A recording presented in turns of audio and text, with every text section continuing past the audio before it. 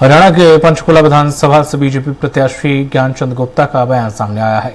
उन्होंने कहा कि बीजेपी सरकार ने पंचकुला को 10 साल में बहुत विकसित किया। ये प्रजातंत्र है और हर किसी की अपनी इच्छाएं हैं।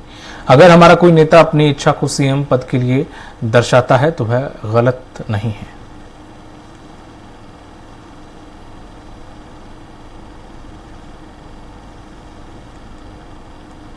चुनावी बिगुल बज चुका है। सब नेता प्रचार प्रसार में जुट गए हैं। आज हम पंचकुला के सेक्टर 25 में आए हुए हैं। यहाँ प्रचार के लिए ज्ञानचंद गुप्ता जी आए हुए हैं। डोर टू डोर अभियान इनका चल रहा है। सर, आपका मतलब नॉमिनेशन खत्म हो गया, डोर टू डोर अभियान आपका चल रहा है और मोदी साहब कुरुक्षेत्र में आकर इस प्रचार को की धारा को और प्रवाह कर चुके हैं। इस पे आप क्या कहें? देखिए, निश्चित तौर पर जब से भारतीय जनता पार्टी के राष्ट्रीय नेतृत्व ने मुझे फिर से आशीर्वाद दिया, उसी दिन से हमारा प्रत्येक कार्यकर्ता ग्राउंड के ऊपर है, फील्ड के अंदर है।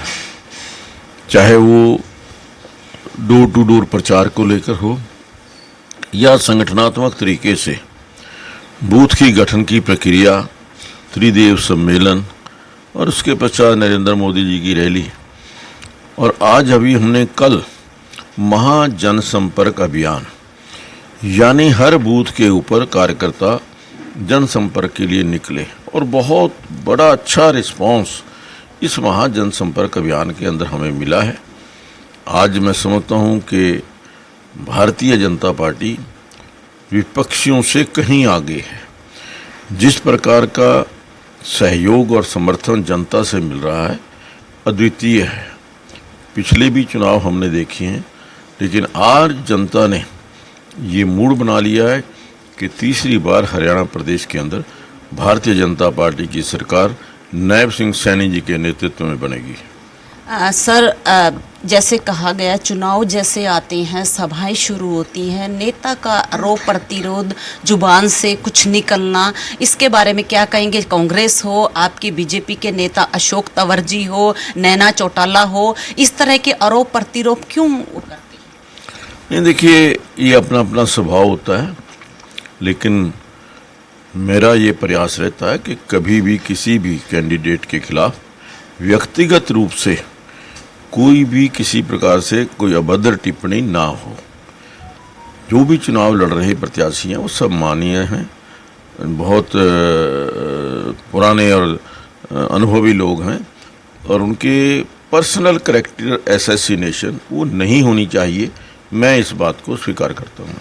कल चंद्रमोहन ने एक जनसभा में सर कहा है कि गुप्ता जी ने, जो विधायक थे बीजेपी की, उन्होंने, वो कह रहे हैं विकास का ढोकला पीटते हैं, और लेकिन हमारे यहाँ जो बिल्डिंगें बनी हुई हैं उन पर अभी तक सफेदी भी नहीं हुई, तो वो कहाँ विकास है?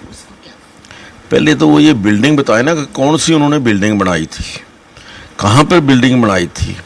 हमने सूची जारी की है 121 कामों की, वो अपनी सूची जारी करें। मैंने तो बार बार कहा है, मैं आज भी आपसे निवेदन कर रहा हूं कि कम से कम आप ही पूछ लीजिए उनसे कि 18 साल तक वो विधायक रहे, कोई 18 काम उस दौरान जब उनके पिताजी मुख्यमंत्री थे और उसके पश्चात वो खुद उप मुख्यमंत्री थे, कोई 18 साल काम तो ऐसे बता दें जो उन्होंने पंचकुला के लिए किए हों।